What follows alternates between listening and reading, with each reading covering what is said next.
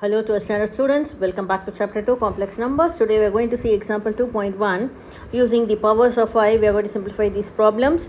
First one is I power 7. So we are going to reduce it to the multiples of 4. Okay. So how can you write I power 7?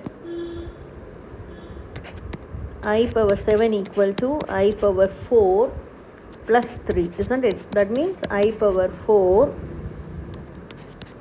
into I power 3. These are the indices property. Okay. So this is going to be, what is I power 4 from here? It is going to be 1 into I power 3. What is I power 3? 1 into I power 3 is minus I. So your answer is going to be minus I. So I power 7 equal to minus I is our answer. Okay. Now coming to the second subdivision. This is got a huge power. So this huge power I am going to divide it by 4.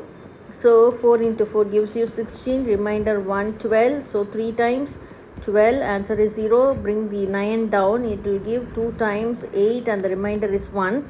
So this I power 1729 can be written as I power 4 into 432. That is the quotient, isn't it? So 4 into 432 and the remainder plus 1. So how are you going to write this again? I power 432 power 4 into I power 1. I power 1 is nothing but I, isn't it?